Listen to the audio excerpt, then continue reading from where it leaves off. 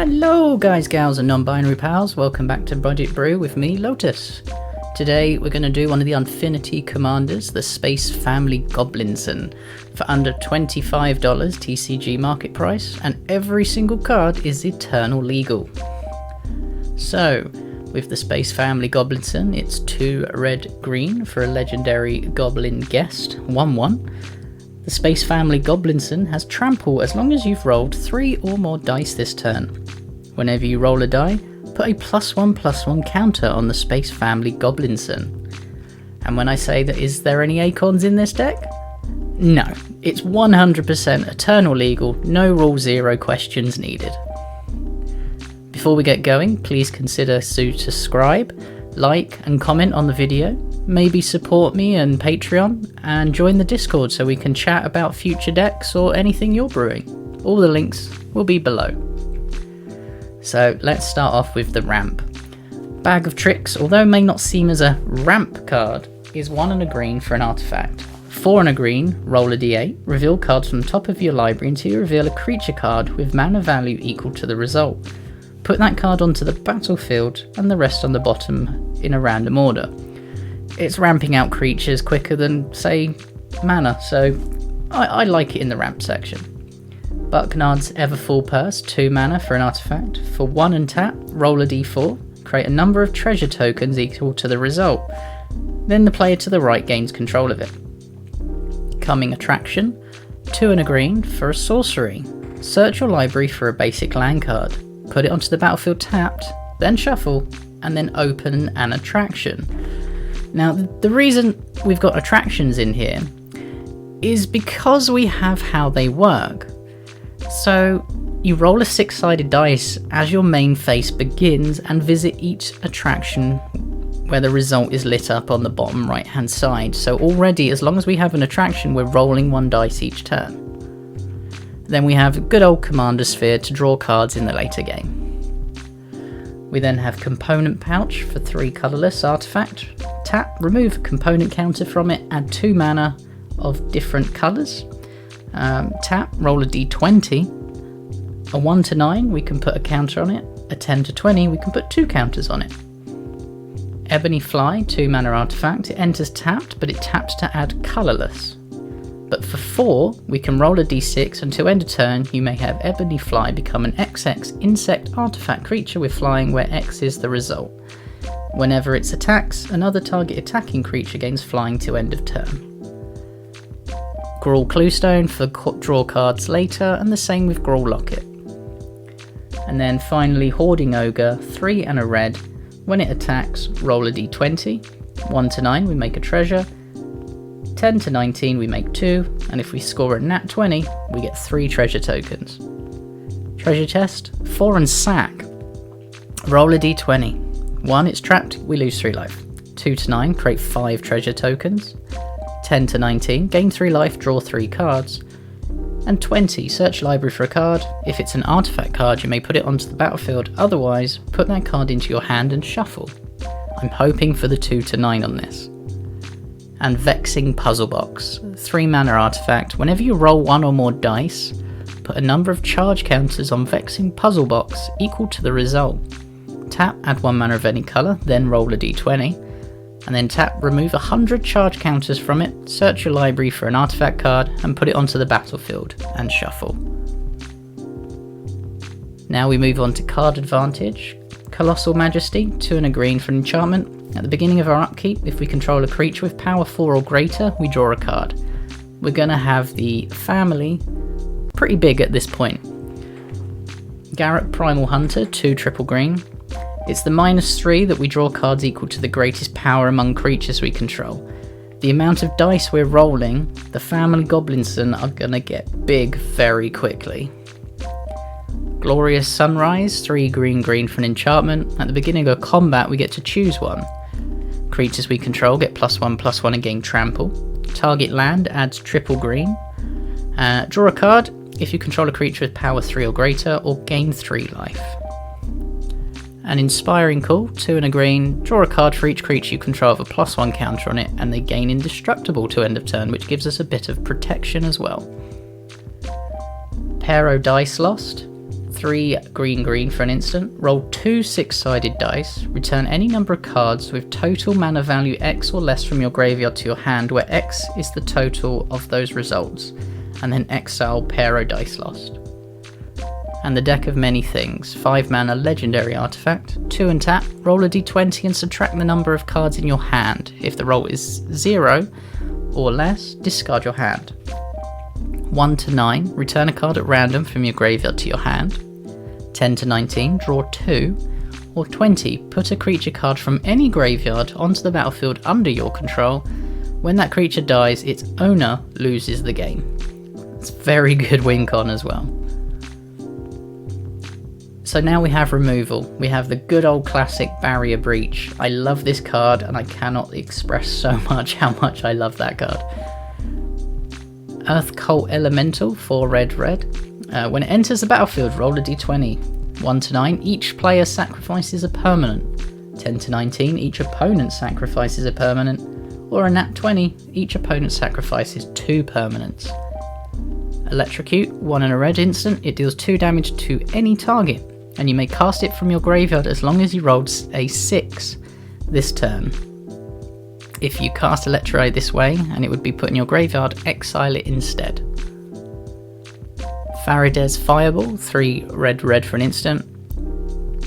It deals 5 damage to target creature or planeswalker, then you roll a d20. 1 to 9, it deals 2 damage to each player. Or 10 to 20, it does 2 damage to each opponent. Outmuscle, 3 and a green, put a +1 counter on target creature control, then it fights target creature you don't control. If you have at least 3 mana when was spent to cast this spell, the creature gains indestructible until end of turn. Ram through, 1 and a green, target creature control deals damage equal to its power to target creature you don't control. If the creature control has trample, excess damage is dealt to that creature's controller instead. Scavenging Ooze, 1 and a green. For a single green, we can exile a card from a graveyard. If it was a creature card, we put a +1 counter on Scavenging Ooze and gain a life. Slight Malfunction, 1 and a red for a sorcery, we get to choose 1. Destroy target artifact, or roll a 6-sided die. When you do, Slight Malfunction deals 1 damage to each of up to X target creatures, where X is the result. Smell Fear, 1 and a green. Sorcery, Proliferate, then target creature control fights up to 1 target creature you don't control. Spike Pit Trap, it's got flash, 5 and tap, choose a creature, then roll a d20. 1 to 9, it deals 5 damage to that creature, or 10 to 20, it deals 5 damage to that creature and create a treasure token. Now we move on to a few more cards that give us some attractions to roll that dice at the beginning of the main phase. Draconian Gatebot, 5 mana 4/2. When it enters the battlefield, we can choose 1. We can either open an attraction or destroy an attraction. Petting Zookeeper, 2 and a green. It's a elf employee, reach 0/4. When it enters the battlefield, open an attraction. Rad Rascal, 3 and a red for a devil employee 3/3.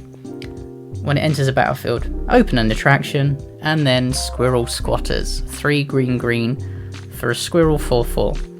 When it enters the battlefield, we open an attraction, and whenever Squirrel Squatters attacks, create a 1/1 green squirrel creature token that's tapped and attacking for each attraction you've visited this turn. And then we roll up.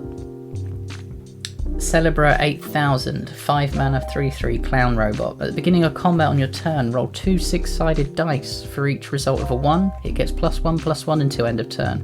For each other result, it gains the indicated abilities until end of turn. If you roll doubles, it also gains double strike to end of turn.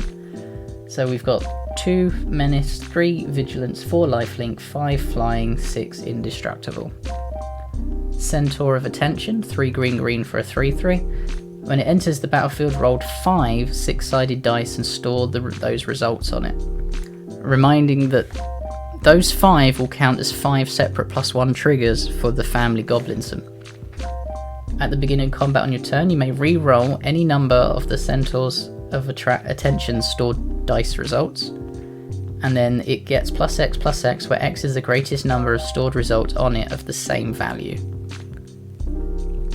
Chaos Channeler, 2 red.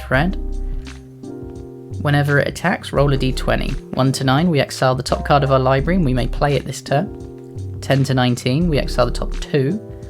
And a natural 20, we exile the top 3. Chaos Dragon, 1 red for a flying haste 4/4, which must attack each combat, but at the beginning of combat, each player rolls a d20. If one or more opponents had the highest result, Chaos Dragon can't attack those players or planeswalkers they control this combat. But because it's each player, we get to roll a d20 as well. Clown Car, this card is amazing. X for a 1/1. When Clown Car enters the battlefield, roll X 6-sided dice. For each odd result, create a 1/1 white clown robot artifact creature token. For each even result, put a +1/+1 counter on Clown Car and it crews for 2. If you get this out for like X is 10, doesn't matter what the result is, 5 clowns, 5 +1 counters, you've got 10 +1 counters on the family Robinsons. Goblinsons. Not Robinsons. There's a small issue there. Delina Wild Mage, 3 and a red. Whenever it attacks, choose a target creature you don't control and roll a d20. 1 to 14, create a tapped and attacking token that's a copy of it except it's not legendary. And it has exile this creature at the end of combat. 15 to 20, create one of those tokens and roll again. Yeah. Loathsome Troll, 3 green.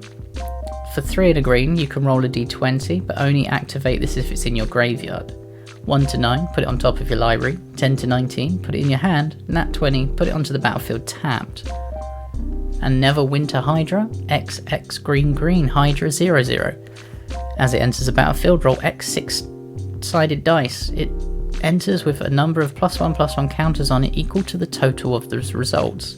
It has Trample and Ward 4. Non-human Cannibal, 2 and a red for a 4/3. When it dies, roll a 6-sided die. If the roll is 4 or less, it deals that much damage to us. To be honest, I'm just happy rolling the dice. Swarming Goblins, 4 and a red. When it enters the battlefield, roll a d20. 1 to 9, we make a goblin. 10 to 19, we make 2. Nat 20, we make 3. Sylvan Shepherd, 2 and a green, Vigilance 2/3. When it attacks, roll a d20. 1 to 9, we gain a life. 10 to 19, we gain 2. Nat 20, we gain 5 life. Vegetation Abomination, 2 and a green for a plant mutant food, Death Touch 2/2. Sacrifice Vegetation Abomination, roll a 6-sided die and gain life equal to the result. And now we go into high rolling. Barbarian class, single red. If you'd roll 1 or more die, instead roll that many +1 and ignore the lowest roll. That's 2 dice if we roll 1, and Family Robinson only cares for how many we're rolling. +1 and a red. Whenever you roll 1 or more die, target creature control gets +2/+0 and gains menace till end of turn, giving the family a little bit more evasion. And 2 and a red, creatures you control have haste. And then we have Wild Blade of Frontiers, 1 and a red for a human warlock. If you'd roll 1 or more dice, instead roll that many +1 and ignore the lowest roll. Whenever you roll 1 or more dice, put a +1 counter on Wild Blade of Frontiers. Not quite as good as the family Goblinson, but it's a good substitute. Now with all this dice rolling, what rewards are we going to get? Atom Wheel Acrobats, 3 and a green. Whenever we roll a 1 or a 2, put that many +1/+1 counters on it. Plus we can also, for 2 and a green, roll a 6-sided dice. Brazen Dwarf, 1 and a red. Whenever we roll 1 or more dice, deals 1 damage to each opponent. Priority Boarding, 2 and a red for an enchantment. Whenever you roll a die, you may reveal the top card of your library. Do this only once each turn. Whenever you reveal a card with mana value less than the result this way, you may exile it. If you do, you may play it this turn. And then Resolute Vegisaur, 2 and a green. For a dinosaur employee, 3/3 with trample.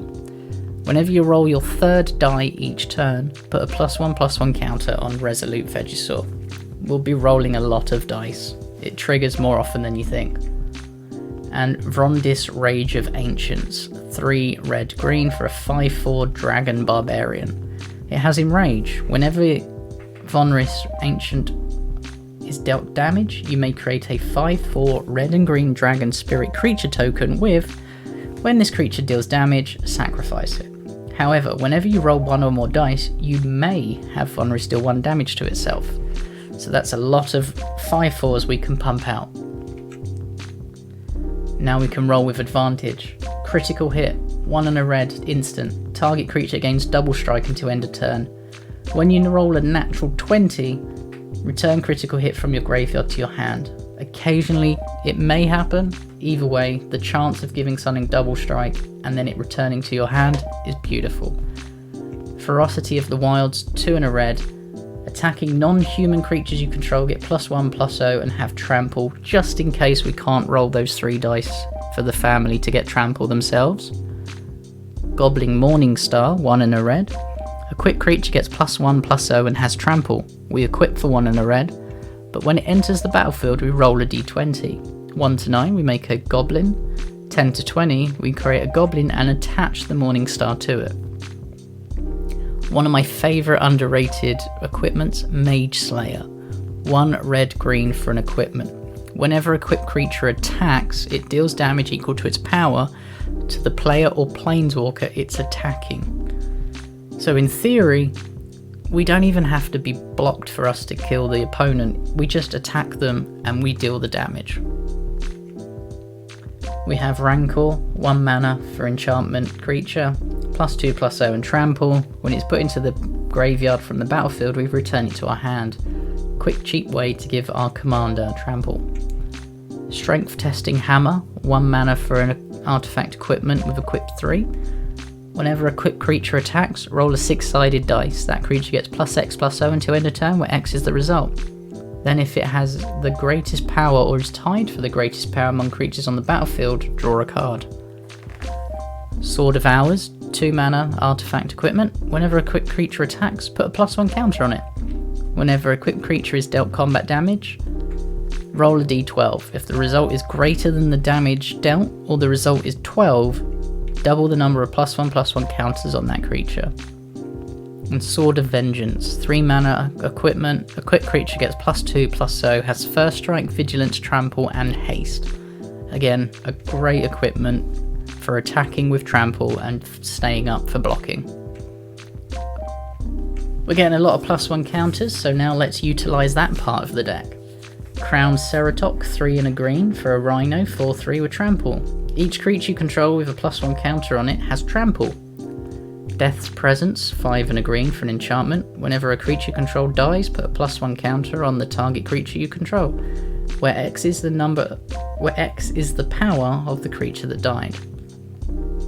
Duskshell Crawler, 1 and a green for an insect, 0/3. When it enters a battlefield, put a +1 counter on target creature. Each creature you control with a +1 counter has trample. A good old favourite, Hardened Scales. If 1 or more +1 counters would be put on a creature, that many +1 are put on instead. So every time we roll a dice, 2 +1 counters are going on our family each time. Invigorating Surge, 2 and a green, put a +1 counter on target creature you control, then double the number of +1 counters on that creature. Could be a good way to alpha strike when we attack. Loyal Guardian, 4 and a green for a Rhino. It has Lieutenant, so at the beginning of combat on your turn, if you control your commander, put a +1/+1 counter on each creature you control. Pride Malkin is 2 and a green for a cat. When it enters the battlefield, put a +1 counter on target creature you control. Then each creature you control with a +1 counter has trample. And Primeval Bounty, 5 and a green for an enchantment. Whenever you cast a creature spell, create a 3/3 beast creature token. Whenever you cast a non-creature spell, put 3 +1/+1 counters on target creature. Whenever a land enters the battlefield under your control, gain 3 life. It's great advantage just for a static. Then we go for the mana base. Because I was so excited to play the deck, this is the deck I'm actually running. All I'm running is a Racer's Ring for a card draw later in the game, and Underdark Rift for the extra d10. It taps for colourless. 5 and tap, exile it, roll a d10, put target artifact, creature or planeswalker into its owner's library beneath the top X cards of that library, where X is the result, and we can activate as a sorcery. And rounding that off, we went for 17 forests and 14 mountains. I really budgeted on the dual lands this deck, mainly because we didn't need it when I played it. And yes, I think hindsight we should add a few more dual lands, but I think it slowed it down, to be honest. We want to get in for damage very quickly with our commander. But here's the deck list. As you can see, it came to $23.50 TCG market price, not including basic lands.